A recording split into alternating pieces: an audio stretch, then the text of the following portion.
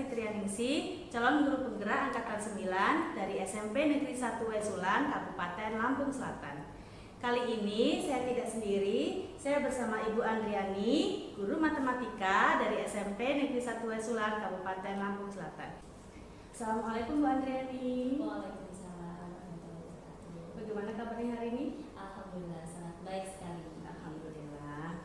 Hari ini kita akan adakan percakapan praobservasi ya Bu. Sebelum nanti saya akan amati jalannya proses pembelajaran yang dilakukan di dalam kelas atau sebelum saya melakukan proses supervisi kelas. Adapun tujuan dilakukannya supervisi adalah untuk mengetahui dan juga mengevaluasi jalannya proses pembelajaran yang Ibu lakukan. Dan kenapa kita hari ini melakukan percakapan praobservasi itu adalah sebagai persiapan awal sebelum Ibu nanti melakukan kegiatan pembelajaran agar lebih siap dan lebih percaya diri sehingga memberikan pembelajaran yang terbaik bagi murid, begitu ya Bu ya. Ada beberapa pertanyaan yang nanti akan saya sampaikan kepada Ibu. Yang pertama berkaitan dengan tujuan, kira-kira apa tujuan pembelajaran yang akan Ibu capai? Oke, baik, berdasarkan rancangan pembelajaran yang sudah saya buat, di sini saya ada 3 tujuan pembelajaran, yaitu yang pertama, peserta didik mampu mendefinisikan 2 bangun datar yang kongruen. Kemudian yang kedua, peserta didik mampu menemukan syarat-syarat 2 bangun datar yang kongruen. Lalu yang ketiga, peserta didik dapat memberikan contoh-contoh dalam kehidupan sehari-hari tentang 2 bangun datar yang kongruen. Baik, jadi ada 3 tujuan pembelajaran yang akan Ibu capai ya Bu ya. Jadi yang pertama adalah mendefinisikan 2 bangun datar yang kongruen. Yang kedua adalah siswa dapat menemukan syarat 2 bangun datar yang kongruen. Dan yang ketiga adalah siswa dapat memberikan contoh dalam kehidupan sehari-hari. Begitu ya Bu ya. Nah, bagaimana dengan area pengembangan yang ingin Ibu capai atau ingin Ibu lakukan observasi nanti? Untuk area yang saya kembangkan yaitu memandu proses belajar mengajar yang efektif serta penggunaan perangkat pembelajaran yang sesuai dengan karakter dan kebutuhan peserta didik. Oke. Jadi untuk area pengembangan yang akan Ibu capai adalah memandu proses belajar mengajar yang efektif dengan menggunakan LKPD sesuai dengan kebutuhan siswa, gitu ya Bu ya. Baik. Nah, setelah saya mendengar dari aspek pengembangan Ibu nanti akan dikembangkan di observasi kelas, bagaimana Bu rancangan pembelajaran yang ingin Ibu terapkan di dalam kelas? Mungkin dari strategi pembelajarannya, terus model pembelajarannya, ataupun dari metode pembelajarannya. Baik, untuk strategi yang saya gunakan yaitu LKPD yang sesuai dengan karakter dan kebutuhan peserta didik. Kemudian menggunakan instruksi yang mudah dipahami oleh peserta didik dalam kegiatan pembelajaran. Nah, untuk model saya menggunakan model pembelajaran PBL atau Problem Based Learning, dan metode yang saya gunakan yaitu dengan diskusi kelompok, tanya jawab, dan penugasan. Baik, jadi strategi yang akan Ibu gunakan nanti di pembelajaran itu adalah LKPD yang sesuai dengan kebutuhan murid, terus menggunakan instruksi yang bisa mudah dipahami oleh murid, dan model pembelajaran yang akan digunakan adalah PBL ya, Problem Based Learning, dan metode itu metode dengan diskusi, tanya jawab, dan penugasan. Oke. Nah, sekarang media yang mungkin akan Ibu gunakan nanti itu apa aja? Saya menggunakan media laptop, PowerPoint, kemudian LKPD yang pasti ya, kemudian handphone. Jadi Ibu akan menggunakan laptop, PPT, PowerPoint ya, LKPD, dan handphone. Nah, kira-kira nih Bu, kapan kegiatan itu akan dilakukan di dalam kelas?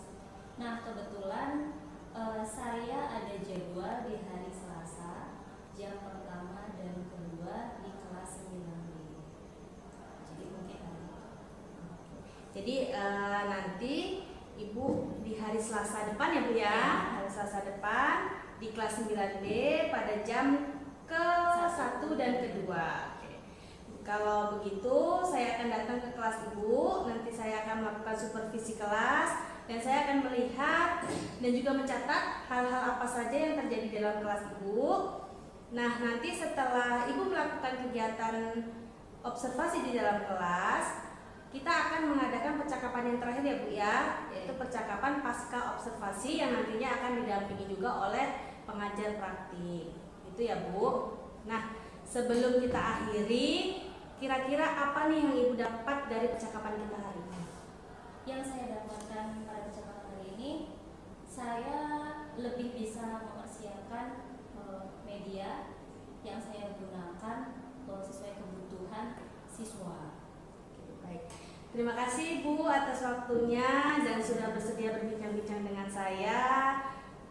Kita akan berjumpa lagi di observasi kelas dan pasca observasi nanti. Terima kasih Bu Andri. Assalamualaikum warahmatullahi wabarakatuh. Waalaikumsalam.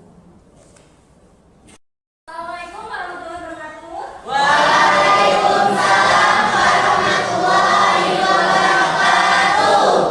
Selamat pagi anak-anak. Sebelum kita belajar, kita berdoa lebih dulu ya. Silakan adik untuk pimpin doa. Duduk siap. Berdoa mulai. Bismillahirrahmanirrahim.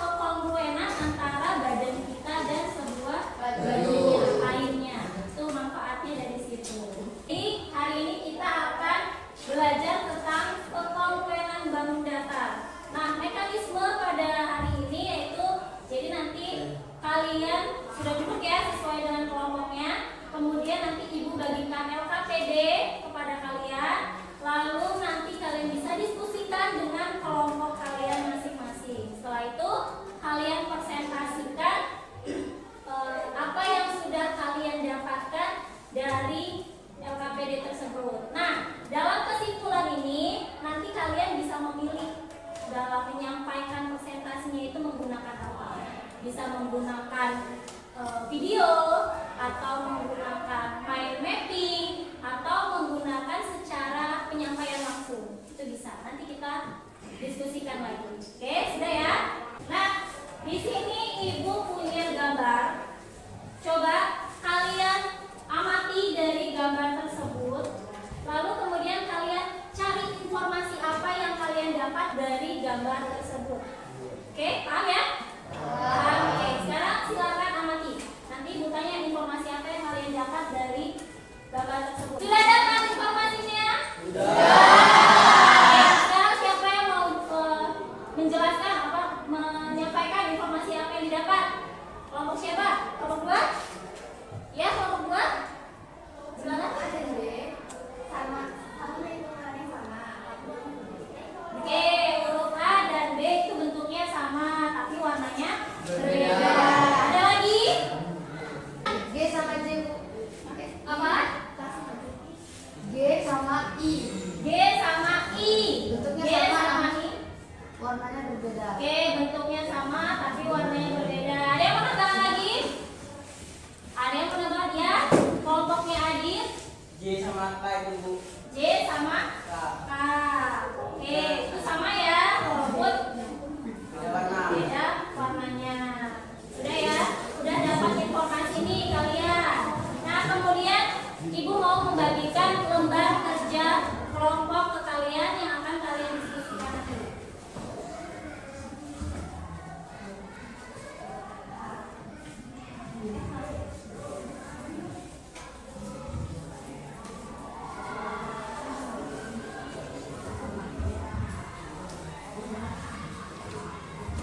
Silakan tulis nama anggota kelompoknya yang sudah disediakan di situ.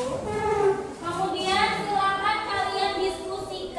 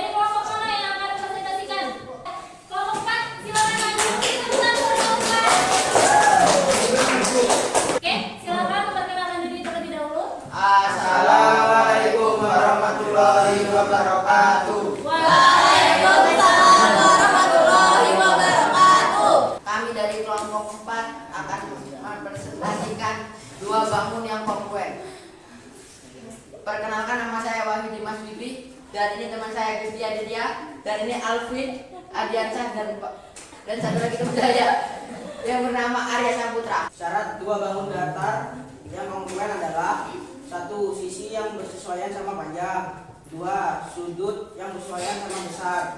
Dan ini adalah contoh dalam kehidupan sehari-hari yang kongruen. Apa itu bentuknya? Handphone. Handphone. Dua handphone yang bentuknya Sama tapi Beda warna. warna. saya akhiri bila Walidaya. Wassalamualaikum warahmatullahi wabarakatuh. Waalaikumsalam warahmatullahi wabarakatuh. Beri tepuk tangan. Oke, sudah semua ya? Sudah kelas semua kelompok sudah maju untuk mempresentasikan hasil diskusinya. Beri tepuk tangan untuk kita semua. Dari pembelajaran hari ini, apa sih kesimpulan yang kalian dapat? Ya, Nabila? Kita jadi memahami tentang konstruenan. Dari pembelajaran hari ini, apa sih kesimpulan yang bisa kalian dapat? Anja? Kongruen adalah bangun datar yang bentuk dan ukurannya sama. Ya, betul. Boleh dengan menggunakan kata saya pilih. Terus, ada yang menambahkan dari kesimpulan hari ini? Ya, Shirley. Kongruen memiliki dua syarat. Yang pertama, sisi-sisinya yang bersesuaian sama panjang dan sudut-sudutnya yang bersesuaian sama besar. Betul.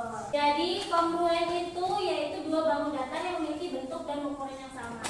Yang memiliki dua syarat, yaitu sisi-sisi yang bersesuaian sama panjang dan sudut-sudut yang bersesuaian sama besar.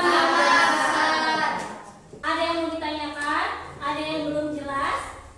Sudah cukup. Dari pembelajaran kali ini, Ibu mau tanya nih, bagaimana perasaan hari ini?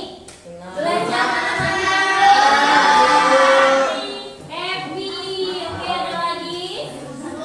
Seru, boleh. Alhamdulillah. Kalian senang, Ibu pun senang belajar dengan kalian pada hari ini. Untuk materi selanjutnya yaitu Ibu akan membahas tentang segitiga-segitiga yang kongruen. Untuk menutup pembelajaran kali ini, kita berdoa terlebih dahulu. Silakan ketua kelas Ibu memimpin.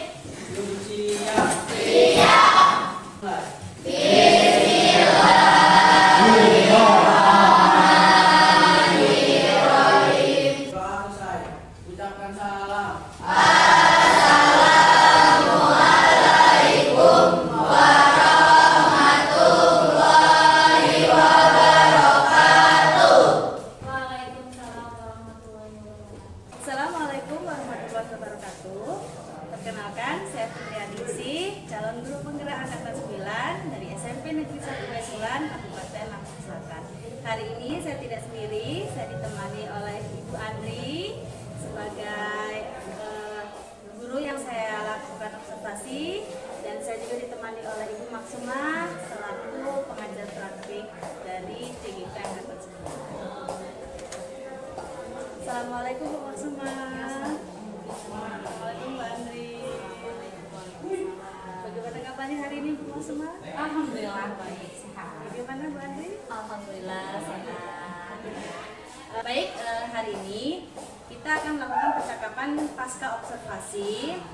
Saya akan memberikan pertanyaan-pertanyaan kepada Ibu Andri terkait dengan jalannya proses observasi di kelas yang sudah Ibu lakukan kemarin. Nah, dengan tujuan untuk mengevaluasi sejauh mana proses pembelajaran yang sudah Ibu lakukan. Untuk pertanyaan yang pertama, bagaimana nih perasaan Ibu setelah menjalankan kegiatan observasi di kelas kemarin? Ya walaupun sudah sering diobservasi pada supervisi akademik baik oleh kepala sekolah maupun pengawas, namun di sini saya masih merasa tegang, tapi alhamdulillah semuanya berjalan dengan lancar. Alhamdulillah ya Bu ya, walaupun masih tegang ya Bu ya. Tegang tetap. Tapi sudah berjalan dengan baik ya Bu ya. Alhamdulillah. Oke. Bisa diceritakan kembali Bu, area perkembangan apa nih yang kemarin Ibu lakukan di dalam kelas, kemudian langkah-langkah atau tahapan-tahapan apa saja yang sudah Ibu lakukan di dalam kelas? Baik, area pengembangan yang sudah saya lakukan di dalam kelas yaitu memandu proses belajar mengajar yang efektif serta penggunaan perangkat pengajaran yang sesuai dengan karakter dan kebutuhan siswa.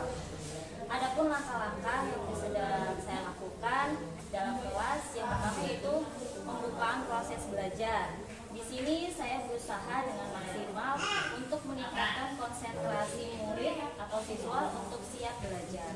Kemudian yang kedua, adanya muatan sosial emosional dalam aktivitas pembelajaran. Dan yang ketiga, saya melakukan pendekatan dalam mendampingi murid.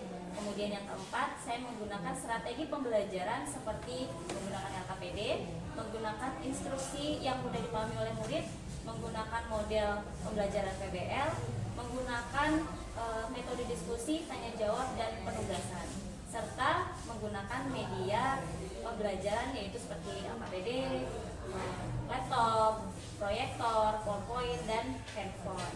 Selanjutnya yang kelima, penutupan proses pembelajaran. Di sini saya melakukan refleksi pembelajaran. Baik, jadi area pengembangan yang Ibu kembangkan itu adalah berkaitan dengan memandu proses belajar mengajar yang efektif serta penggunaan perangkat pembelajaran yang sesuai dengan kebutuhan karakter murid, ya Bu ya.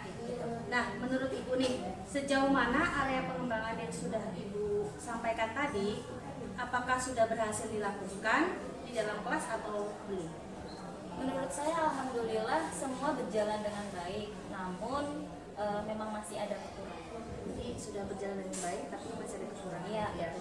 Nah, menurut Ibu nih, kekurangan atau mungkin kendala-kendala apa saja nih yang dihadapi Ibu pada saat melakukan proses pembelajaran ini? Kekurangan atau kendala yang sering terjadi ya tentunya mungkin dialami oleh semua guru-guru yang lain juga ya. Masih ada beberapa siswa yang tidak ingin terlibat dalam pembelajaran ini, ya bisa dikatakan kurang aktif. Baik, jadi ada beberapa siswa yang kurang aktif dalam berdiskusi gitu ya Bu ya. Nah, menurut pendapat Ibu nih, apa yang menyebabkan hal tersebut bisa terjadi? Mungkin dari minat belajarnya masih kurang. Jadi dari minat belajar siswa itu masih kurang gitu ya. Nah, sekarang apa nih rencana Ibu untuk bisa mengatasi hal tersebut? Mungkin saya akan menggunakan pendekatan yang sesuai dengan minat anak, menyesuaikan dengan kenyamanan mereka, menggunakan gaya belajar masing-masing. Ada yang menggunakan gaya belajar visual, ada yang menggunakan gaya belajar auditory, dan ada juga yang menggunakan gaya belajar kinestetik. Jadi rencana Ibu ke depannya saat nanti proses pembelajaran ke depan itu Ibu akan menyesuaikan dengan kenyamanan siswa gitu ya, dengan memperhatikan gaya belajar mereka gitu ya Bu. Mudah-mudahan apa yang nanti Ibu sudah rencanakan dapat realisasi dan memberikan proses-proses pembelajaran yang lebih baik lagi ke depannya dibanding dengan yang kemarin ya Bu. Saya tunggu nih Bu cerita-cerita Ibu nanti selanjutnya setelah merealisasikan rencana Ibu tadi. Kira-kira kapan nih Bu rencana Ibu itu akan terrealisasikan? Mungkin untuk waktu tepatnya saya belum tentukan, tapi insya Allah saya akan melakukan di minggu ketiga di Februari. Baik, jadi rencananya akan dilakukan di minggu ketiga di bulan Februari ini ya Bu ya. Oke baik Bu, setelah kita percakapan ini, kira-kira apa yang Ibu dapatkan dari hasil percakapan pasca observasi kita? Yang saya dapatkan dari hasil percakapan pasca observasi ini, saya jadi tahu masalah yang dihadapi pada pembelajaran kemarin, dan saya juga bisa menemukan apa yang saya lakukan untuk mengatasi masalah tersebut sehingga pembelajaran saya kedepannya bisa lebih baik. Mudah-mudahan apa yang Ibu rencanakan bisa terrealisasikan demi pembelajaran yang lebih baik lagi ya Bu ya. Ibu terima kasih banyak atas jawaban-jawabannya. Mudah-mudahan realisasinya akan secepatnya ya Bu ya, dan saya tunggu cerita-cerita selanjutnya. Siap. Terima kasih Bu Andri, terima kasih Bu Masud. Assalamualaikum warahmatullahi wabarakatuh. Waalaikumsalam warahmatullahi wabarakatuh.